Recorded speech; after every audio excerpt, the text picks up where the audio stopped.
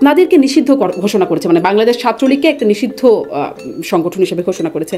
এর জন্য যে অভিযোগগুলো আপনাদেরকে দেওয়া হচ্ছে যে আপনাদের এই 15 বছরে আপনাদের হত্যা, টেন্ডারবাজি, সিট মানে বাণিজ্য ইত্যাদি নানান রকম অভিযোগ আপনারা নিশ্চয়ই দেখেছেন সেই প্রজ্ঞাপনটি, এবং সেই 15 জুলাই থেকে আপনাদের যে ভূমিকা, সেই ভূমিকার জন্য আসলে দুটি স্পষ্ট করে কারণ হিসেবে আপনাদেরকে নিষিদ্ধ ঘোষণা করা হচ্ছে। আসলে এই ঘোষণা মানে আপনাদের সাথে যখন সামনাসামনি কথা হতো তখন বারবার এই প্রশ্নটি করতাম, বিভিন্ন সময় ছাত্রলীগের অপকর্মের কারণে ছাত্রলীগের নেতাকর্মীদের সাথে কথা বলতাম আমরা। এই বিষয়গুলো আসলে আপনারা কিভাবে অস্বীকার করেন আপনাদের অতীতের এই অপকর্ম?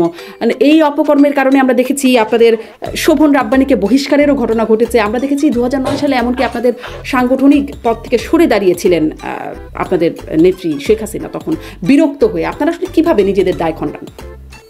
পুলিশের আমাদের বিশেষ করে বাংলাদেশে কয়টি থানা আক্রমণের শিকার হয়েছে, পুলিশ কিভাবে পিটিয়ে মারা হয়েছে, এটা পরবর্তী ঘটনা, পরবর্তী ঘটনা একটি পরবর্তী ঘটনা নয়, এটি পূর্ববর্তী ঘটনায় কিভাবে থানার অভ্যন্তরে একই দিনে একই সঙ্গে 13 জন পুলিশকে নির্মমভাবে হত্যা করা হয়েছে, পুড়িয়ে দেওয়া হয়েছে।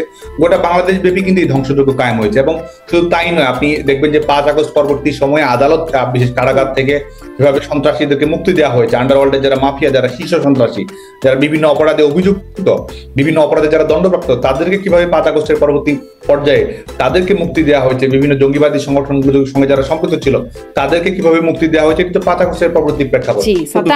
5 আগস্টের পরবর্তী প্রেক্ষাপট, এগুলো নিয়ে অনেক আলোচনা আছে, সমালোচনাও আছে, নিন্দাও আছে। আমি বলছি যে যেই পরিস্থিতির কারণে আপনাদের এমন পরিণতি হলো সেটি নিয়ে কি আপনারা বিশ্লেষণ করেন যে এই সরকার, আপনি বলছেন পরবর্তী সরকারের ভূমিকা দেখেন, ইন্ডেমনিটি দেখেন, হ্যাঁ সেগুলো আমরা দেখছি, কিন্তু তার আগে সেই সময় স্বরাষ্ট্রমন্ত্রী কি ভূমিকা নিলেন? সরকারের ভূমিকা দিয়েই তো আপনি বর্তমান অবস্থা, পরবর্তী সরকার তো নতুন কোনো কিছু নিয়ে উদ্যোগ গ্রহণ করছে না। এই যে ইন্ডেমনিটি দিচ্ছে, এই যে আসামিরা মুক্তি পাচ্ছে, এটি তো পরবর্তী সরকারের পরবর্তী কোনো বিষয় নিয়ে প্রতিক্রিয়া নয়, এটি তো পরবর্তী সরকারের পূর্ববর্তী একটি বিষয় নিয়ে প্রতিক্রিয়া। তো এটির মাধ্যমে তো কি ঘটনা ঘটিয়েছে সেটি আপনি একটি ব্যাখ্যা অবশ্যই এখান থেকে সুস্পষ্টভাবে তৈরি হয়। জি, কিন্তু সেই সময় যেই বিষয়গুলো হলো সেগুলোর ব্যাখ্যা কি মানে গ্রহণযোগ্য হয় না, স্পষ্ট হয় না? সেই সময় মানুষ যা দেখেছে না, সেটি তো এখন আপনি বলছেন যে ইন্ডেমনিটি দিচ্ছে, সেটির একটা সমালোচনা আছে, কিন্তু সেই সময় যা দেখেছে, যা ইন্ডেমনিটি কেন দেওয়া হচ্ছে, তারা অভিযুক্ত, এটি প্রমাণিত, তারা গণঅভ্যুত্থানের ফলে সেই সরকারটা এসেছে, গণঅভ্যুত্থানের ফলে সেই সরকারটা এসেছে, অতএব গণঅভ্যুত্থানের পক্ষে যারা আছে তাদেরকে তারা ইন্ডেমনিটি দিচ্ছে, এরকম একটা ব্যাখ্যা তাদের আছে। কিন্তু ওই সময়ে যা হয়েছে, যার প্রেক্ষিতে আসলে সাধারণ মানুষের আবেগে লেগেছে, এবং শুধুমাত্র আপনি বলছেন মৌলবাদী শক্তি হয়তো ছিল, তারাও ছিল, কিন্তু তার বাইরে একদম আপামর জনতা যখন রাস্তায় নেমে আসলো, আপনারা কি এটি অনুভব করেছেন যে এই বিষয়গুলো, পুলিশের এই বক্তব্যগুলো বা এই কার্যকলাপগুলো, স্বরাষ্ট্রমন্ত্রীর এমন অবস্থান বা তৎকালীন প্রধানমন্ত্রীর এমন অবস্থান, এর পেছনে? সরকার সহিংসতা এড়ানোর জন্য সব ধরনের প্রচেষ্টা অব্যাহত রেখেছিল, এবং আমি সুস্পষ্টভাবে আমরা যেটি মনে করি, এবং ইতিমধ্যে এই সরকারের কর্মকাণ্ডে যেটি প্রমাণিত হয়েছে, এই মৃত্যুগুলোর দায়ভার তাদেরকেই বহন করতে হবে যারা এটির সঙ্গে সম্পৃক্ত। এবং এটি তো সরকার তো ডিক্লারেশনের মাধ্যমে সেটি প্রমাণ করছে, সরকার তো অপরাধীদের মুক্তি দেওয়ার মাধ্যমে সেটি প্রমাণ করছে, এবং অনেক আন্দোলনকারী যারা পুলিশকে নির্মমভাবে হত্যাযজ্ঞের সঙ্গে যারা সম্পৃক্ত ছিল, তারা আজকে কোন সংগঠনের সঙ্গে সম্পৃক্ত, এই ধরনের অনেকগুলো প্রমাণ কিন্তু ইতিমধ্যেই সামনে এসেছে। এবং কতজন মানুষ মৃত্যুর শিকার হয়েছে, হত্যার শিকার হয়েছে, এবং এটির সঙ্গে কারা সম্পৃক্ত ছিল, এই পুরো প্রেক্ষাপটে কিন্তু ইতিমধ্যেই পরিষ্কার হতে শুরু করেছে। বাংলাদেশ আওয়ামী লীগের সরকার বরং এই কোনো ধরনের সহিংসতার ঘটনা যেন না ঘটে সে ব্যাপারে আন্তরিকতার সঙ্গে ভূমিকা পালন করার চেষ্টা করছে। জি, আপনি যে বক্তব্যটা দিচ্ছেন, মানে দেশের অনেক নেতাকর্মী বা যারা আওয়ামী লীগের সমর্থক, এমন অনেকের সাথে কথা বলা, বা এমনকি অন্য দলের, তাদের সাথে অনেকের সাথে কথা বলার সুযোগ হয়। আপনাদের কোনো অনুতপ্ত না, মানে অনুতাপ বা রিগ্রেট আপনাদের মধ্যে কাজ করে না? এটা কি দেশের মানুষের জন্য খুব ভালো বার্তা দেয়? সেটি দেশের মানুষই নির্ধারণ করবে। দেশের মানুষের আজকে যেমন এক ধরনের টেন্ডার গ্রহণ করা হয়েছে, যে কোনো ঘটনা ঘটিয়ে দেশের মানুষের উপর চাপিয়ে দেওয়া হচ্ছে, ছাত্র জনতা এটি চায়, এ ধরনের একটি বয়ান আজকে তৈরি করা হচ্ছে। প্রত্যেকটি রাজনৈতিক দলের কর্মকাণ্ডে, বাংলাদেশ ছাত্রলীগের কর্মকাণ্ডও যদি দেখি, তো অবশ্যই ত্রুটি বিচ্যুতি থাকে, সীমাবদ্ধতা থাকে, সেগুলো অতিক্রম করার প্রচেষ্টা থাকে। কিন্তু তার মানে এই নয় যে যেই দায় আমাদের নয় সেই দায় আমাদেরকে গ্রহণ করেই প্রমাণ করতে হবে যে আমাদের সদিচ্ছা রয়েছে। জি, মানে এই দায়টি আপনারা সেটি আসলে প্রশ্ন করছিলাম, আপনি অনেক কিছু বলছেন কিন্তু সেই দায়টি আপনারা এড়াবেন কি করে? এই সরকারের উপর দায় দিলেন আপনারা সেই দায়টা, কিন্তু আপনাদের যেই দায়টি, আপনাদের সময় পুলিশ যেই ভূমিকা নিল, যেই বক্তব্যগুলো আসলো, যেই ভিডিওগুলো দেখলাম, সেগুলোর দায় আসলে আপনারা কিভাবে এড়াবেন? এই যে দায় এড়াচ্ছেন, এটি আসলে আপনাদের নেতাকর্মীদের মধ্যে খুব ভালো ভাইব দিচ্ছে কিনা? দেখুন, দায়ের আমি কিন্তু সুস্পষ্টভাবে বলছি, দায় এই যে ঘটনাগুলো ঘটেছে সেগুলোর মুখোমুখি হওয়ার জন্যই কিন্তু বিচার বিভাগীয় তদন্ত কমিটি গঠন করা হয়েছিল। সেগুলোর জন্যই কিন্তু আপনি জানেন যে জাতিসংঘকে তদন্ত করার আহ্বান জানানো হয়েছিল।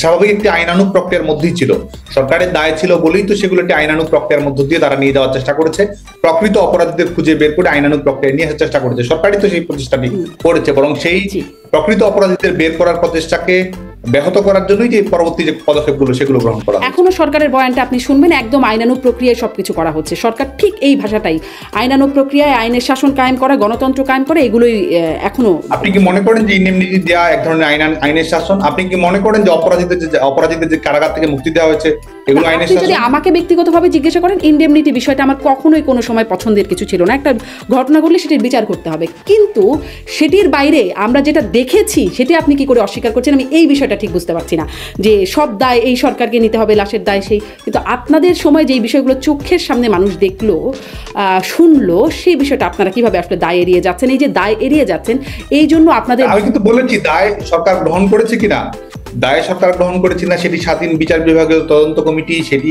আনুষঙ্গিক অন্যান্য তদন্ত, সেটির মাধ্যমে ধারাবাহিকতা রক্ষা করা হয়েছে। দায় কারা এড়িয়েছে? দায় তারাই এড়িয়েছে যারা হত্যাকাণ্ডের সঙ্গে সম্পৃক্ত এবং যারা আজকে সরকারি বিভিন্ন ধরনের রক্ষা কবচ দিচ্ছে যে হত্যাকারীদের যারা যেন কোনো ধরনের বিচারিক প্রক্রিয়ার আওতায় নিয়ে আসা না হয়। আপনাদের সেটি বলছে যে গণ অভ্যুত্থানের পক্ষে যারা আছে তাদের বিচারের পক্ষে না, কিন্তু পুলিশ যাদেরকে মারলো, যেই ভিডিওগুলো আমরা দেখলাম, তাদের তো জন্য তো আর দায় মুক্তি হয় নাই। সেই বিচারগুলোর কথা আমি আপনার কাছে জিজ্ঞাসা করছিলাম। যাই হোক, আপনি বলছেন এটি এই সরকারের দায়। বাংলাদেশ ছাত্রলীগ বাংলাদেশের শিক্ষা প্রতিষ্ঠানগুলোতে বাংলাদেশের ছাত্র রাজনীতির যে ধারাবাহিকতা ছিল সেখান থেকে অবশ্যই বের হয়ে এসেছে এবং গত 15 বছরে ছাত্র রাজনীতিতে অনেক ইতিবাচক উপাদান তৈরি করেছে। বাংলাদেশের শিক্ষা প্রতিষ্ঠানগুলো সেশনজট মুক্ত হয়েছে, সন্ত্রাস মুক্ত হয়েছে। এটি সম্ভব হয়েছে এক ধরনের ইতিবাচক রাজনীতি এবং সরকারের আন্তরিকতার কারণে। এটি সম্ভব হয়েছে। সাদ্দাম কিভাবে সন্ত্রাস মুক্ত হয়েছে? আবরারকে মারার মতো ঘটনা ঘটে যায়, এরকম শিবির ভেবে আপনারা যাকে তাকে মারেন ছাত্রলীগের নেতা। প্রত্যেকটি ঘটনার বিচারিক প্রক্রিয়া সম্পন্ন হয়েছে। আবরারের হত্যাকাণ্ডের সঙ্গে যারা সম্পৃক্ত ছিল তারা সবাই আজকে কারাগারে এসেছে, রায় হয়েছে। বিশ্বজিৎ হত্যাকাণ্ডের সঙ্গে যারা সম্পৃক্ত ছিল তারা কারাগারে রয়েছে, তারা বিচারিক প্রক্রিয়ার আওতায় এসেছে। এখন এই ধরনের ঘটনা আজকে মার্কিন যুক্তরাষ্ট্রের স্কুলগুলোতেও তো বিভিন্ন সময় অনাকাঙ্ক্ষিত ঘটনা ঘটে, শুটিং, ম্যাস কিলিং এর ঘটনা ঘটে, শুটিং এর ঘটনা ঘটে। এটি তো এক ধরনের ক্রিমিনাল অফেন্স, তো সামাজিক অনেক সময় সমাজে বিচ্ছিন্ন ভাবে হোক বা এক ধরনের একটি প্রবণতা হিসেবে হোক, সেটি তো ঘটেই থাকে। এটি কিন্তু বিচ্ছিন্ন ঘটনা না। আমি কেন বলছি এটি বিচ্ছিন্ন ঘটনা না, কারণ এটি একদম ছাত্রলীগের ট্রেন্ড। আমি একটু সেটা করব। ফৌজদারি অপরাধ, আমি আপনাকে বলি, একটি ফৌজদারি অপরাধ ঘটেছে,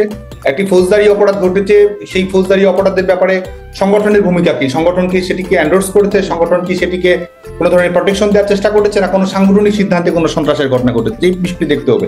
তো যে আপনি যে উদাহরণটি টেনে নিয়ে আপনি বলছেন এবং সেটির মাধ্যমে ছাত্র রাজনীতির বা ছাত্রলীগের সার্বিক একটি মানদণ্ড তৈরি করার চেষ্টা করছেন, তাহলে তো এই গোটা পৃথিবীতে যে ঘটনাগুলো ঘটে সেটির দায় তো কোনো না কোনো রাজনৈতিক দলকে কোনো না কোনো ভাবে গ্রহণ করতে হয়। এত মোটা দাগে, হ্যাঁ সাদ্দাম, এত মোটা দাগে বলবার কি সুযোগ আছে? আপনি বলছেন এগুলো বিচ্ছিন্ন ঘটনা এবং প্রত্যেকটি ঘটনায় বিচারের আওতায় আনা হচ্ছে। হ্যাঁ, আমরা দেখেছি আসলে বিশ্বজিৎ হত্যাকাণ্ডের বিচারের মুখোমুখি হয়েছে, বা আবরার হত্যাকাণ্ডের সেটিকেও বিচারের মুখোমুখি করা হয়েছে, কিন্তু বিচ্ছিন্ন ঘটনা আমরা কিভাবে বলবো? কারণ আপনারা বলছেন আপনি কি সংগঠন হিসেবে, হ্যাঁ সংগঠন হিসেবে আমরা দেখেছি ছাত্রলীগ স্লোগান দেয়, একটা শিবির ধরো, ধৈরা জবাই করো, এটা ছাত্রলীগ স্লোগান দিয়েছে। এবং বিশ্বজিৎ হত্যাকাণ্ডের ঘটনা ঘটলো, তখনও শিবির সন্দেহে মারা হলো। আবরার হত্যাকাণ্ডের ঘটনা ঘটলো, তখনও শিবির সন্দেহে মারা হলো। এরকম ছাত্রলীগের নেতাকর্মীরা বিভিন্ন সময় যারা মারা যাচ্ছে তাদের খবরগুলো আসছে, বিচার হচ্ছে। এরকম অনেক খবর আমরা দেখতে পাই যে ছাত্রলীগের নেতাকর্মীরা শিবির সন্দেহে ছাত্রদেরকে পেটাচ্ছে, যারা ছাত্র আছে তাদের কাছ থেকেও এই ঘটনা আমরা শুনতে পাই। মানে এটা তো কোনো বিচ্ছিন্ন বিষয় না। শিবির মানে মারতে হবে, এরকম একটা দায়িত্ব তো আপনাদের মধ্যে কোনোভাবে অর্পিত হয়ে গেছিল কিনা? সেই দায়িত্ব আমরা কখনো গ্রহণ করিনি। সেটি তো আইন শৃঙ্খলা, কেউ কোনো ক্রিমিনাল অফেন্সের সঙ্গে সম্পৃক্ত হলে সেটা আইন শৃঙ্খলা রক্ষাকারী বাহিনী দেখার বিষয়, বিশ্ববিদ্যালয় প্রশাসন রয়েছে, তারা দেখবে। আপনি যে উদাহরণগুলো বলছেন এই ধরনের হত্যাকাণ্ডগুলো ঘটেছে, সেগুলো বিচারিক প্রক্রিয়ার আওতায় এসেছে।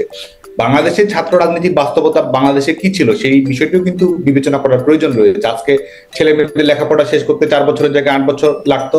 শিক্ষা প্রতিষ্ঠানগুলোতে যখন তখন অনির্দিষ্টকালে ছুটির ঘন্টা নেমে আসতো। শিক্ষা প্রতিষ্ঠান যতটা না শিক্ষাঙ্গন ছিল তার চেয়ে অনেক বেশি রণাঙ্গন ছিল। এই ছিল বাংলাদেশের বিশ্ববিদ্যালয়গুলোর বাস্তবতা। 15 বছরে ছাত্র রাজনীতিতে একেবারে স্থায়ী সমাধান ঘটে গেছে সেটি কিন্তু আমরা বলছি না। আমরা আমাদের যেসব অনাকাঙ্ক্ষিত ঘটনা ঘটেছে ছাত্র রাজনীতির পরিবেশ নিয়ে আমাদের যে ধরনের অভাব অভিযোগ অভিমান রয়েছে সেগুলো তো রয়েছেই, সেগুলো অতিক্রম করার সুযোগ সবসময় থাকে। সেই চ্যালেঞ্জ ছাত্র সংগঠন সবসময় গ্রহণ করে। কিন্তু মোটা দাগে যদি আমরা বলি, সবসময় বাংলাদেশ ছাত্রলীগ শিক্ষার্থীদের বিশেষ করে ক্যাম্পাসের একাডেমিক এনভায়রনমেন্টে যেন সুন্দর থাকে, ছাত্র রাজনীতি যেন পজিটিভ কাজের একটি কম্পিটিশনে পরিণত হয়, শিক্ষার্থীদের এক ধরনের পাওয়ার পলিটিক্সের জায়গায় পলিসি পলিটিক্সের যেন চর্চা হয়, শিক্ষার্থীরা যেন ইতিবাচক ছাত্র রাজনীতির সুযোগ সুবিধার মধ্য দিয়ে থাকে, ছাত্র সংসদ নির্বাচন কে কেন্দ্র করে হোক, আনুষঙ্গিক সামাজিক সাংস্কৃতিক কর্মকাণ্ডের মধ্য দিয়ে হোক, স্পোর্টস অ্যাক্টিভিটিজের মাধ্যমে হোক, বিতর্ক সামাজিক সাহিত্য সাংস্কৃতিক কর্মকাণ্ডের মধ্য দিয়ে হোক, বাংলাদেশ ছাত্রলীগ সেই লক্ষ্যে কিন্তু কর্মকাণ্ড পরিচালনা করার চেষ্টা করে। শিবির বিষয়ে আপনাদের আসলে এমন বিষয়টি মোটেই এমন না যে আমি খুব সেই বিষয়ে সিম্প্যাথাইজ হয়ে প্রশ্নটি করছি, কিন্তু শিবির বিষয়ে আপনাদের নীতি কি ছিল?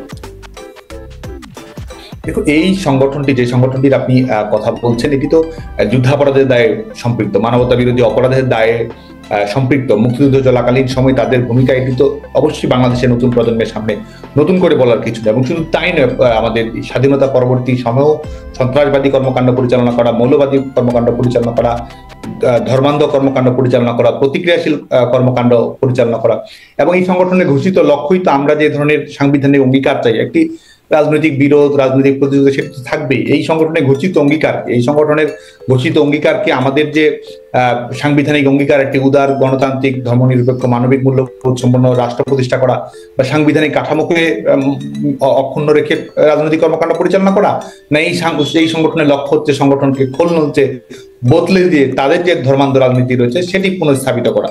তো এই বৃহত্তর পরিপ্রেক্ষিত থেকে এবং যেহেতু বাংলাদেশের স্বাধীনতার বিরোধিতার সঙ্গে তাদের সরাসরি সম্পৃক্ততা রয়েছে, আমাদের এই স্বাধীনতা আন্দোলনের সময় তাদের যে ধরনের সশস্ত্র কর্মকাণ্ড বাংলাদেশের জনগণের বিরুদ্ধে, সে ব্যাপারে সুস্পষ্ট তথ্য প্রমাণ সবকিছুই রয়েছে। স্বাভাবিকভাবেই আপনি যখন বিশ্ববিদ্যালয়ে পড়ছিলেন তখন যারা ছাত্র শিবির করে তারা তো আসলে স্বাধীনতা যুদ্ধের সময় তাদের কোনো ভূমিকা ছিল না। তাদেরকে নিধন করা বা তাদেরকে অত্যাচার করা, নির্যাতন করা, এটি কেন আপনাদের একটা মোটো ছিল? আমি আপনার কাছে সুস্পষ্ট হয়ে বললাম, যেটি প্রশ্নই আসে না।